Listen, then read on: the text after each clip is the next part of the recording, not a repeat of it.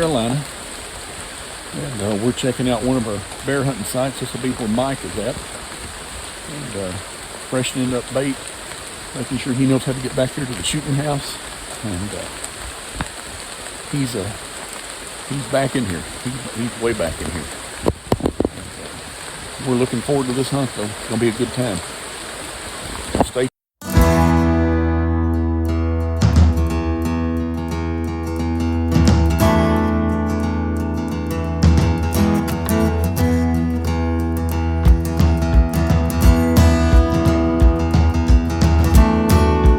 Hey folks, this is Troy Black, and taking a little time from the bear hunt here to talk to you. Middle of the day here, there's not a lot going on. I am expecting some movement this afternoon. We'll see what happens, but I've had a thought on my heart today, and I want to encourage you to make time to take time. And you say, what do you mean by that, Brother Troy? Well, I can tell you right now what I mean. Make time and take time for yourself, for your family, for God, in all those areas, because you know, life's too short, people. Life is too very short. And there's been so many people this past year that have, well, just in the past few months, that have gone on to heaven or wherever because they've lost their lives to COVID or some other disease or sickness or an accident or something. And there's a lot of those people that I had plans on doing things with. And a lot of it didn't happen because things were put off. So I want to encourage you to make time to take time to do the things that are important. I'm not talking about your job. I'm not talking about making money. I'm talking about spending time with those that you love. I want to encourage you to do that. Make time to take time and do that. I want to encourage you to make time and take time to be in the house of God, to be there, to join together with other Christians. You know, through COVID, so many people have got used to sitting home and doing church at home. But folks, I'm going to tell you right now, I mean, if that's all you can do, I'm not knocking it. But there's just something about gathering together. You need to be with other believers. You need to be with other people. You need to be encouraged. It's good for us to get together.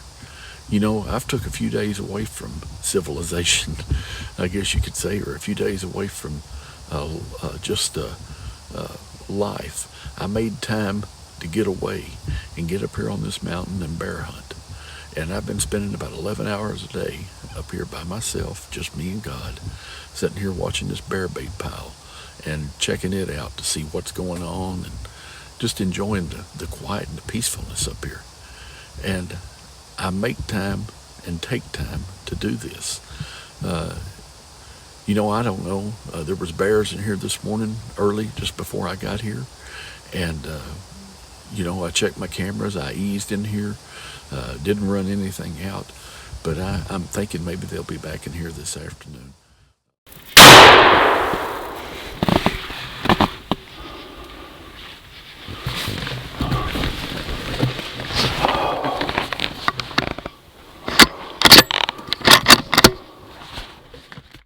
After 3 days, I finally put my first bear down, and didn't really realize how big it was when I shot it, and really thought I missed it at first.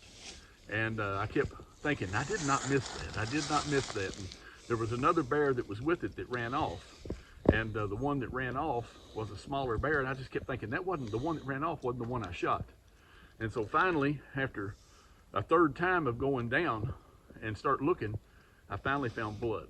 And I called Michael Eller, and get on over here, buddy. Come here. Hello, buddy. He come down here and told me, he said, well, don't go any further, just mark your blood and come out. And he said, I'll be there and help you find it. And I have to say, it was a short track, really, wasn't it? It didn't go far. Because I was afraid that we was getting ready to go a ways. Yeah. But it's a Bruin. I don't know how old, I don't know how you judge them or anything like that, but you said it's probably 250 pounds? Mm-hmm. Okay. And then we got to get it out of here. That's the fun part. Yeah. And you didn't bring your side-by-side, did you? No, but it's all road. Once we get to the road, it's smooth sailing. Oh, okay. All right. All right. Well, I'm just glad we got it. Mike Mason, I thank you. Hope you get one tomorrow. And I guess I need to be calling my buddy about this one to see what he wants me to do with it tonight. Yep. So I guess we got a bear to load up and haul, hadn't we? We got it. And I guess I better get my tags and stuff out. My tags are actually up there in the truck, so We're headed that way. we're headed that way, so we'll get them and get it all tagged and done and make the state of North Carolina happy. Thank you, brother. Appreciate it. Welcome. And thank you, Mike Mason. Appreciate that.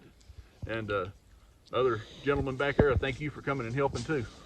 And we do appreciate it. Denny's, I thank you for letting me hunt. Now let's just get it out of here. But before I leave and say anything, I told Mike Mason this morning, I said, on day 3, things happened. And I was thinking about Jesus Christ and how on the 3rd day is when he arose. And I don't know, I just had a feeling this morning. And so I got out here and spent the day up here reading my Bible, praying and hunting and doing a little bit of everything while some of us had pizza brought to us. And this afternoon, about 4:30, this one walked in and I was able to get it. And I just thank God for it because he's the one that made it possible for me to be able to come down here and do the things that I've been doing and everything. I'm disabled, I don't get around real good, and I thank God for these people that have came to help get this out of here because I wouldn't have been able to do it on my own. But I'm glad we didn't give up and we come down here and we found it. Now you got to come to Kentucky so we can get you on a deer. We'll do that. All right. I mean it. Okay? I mean it.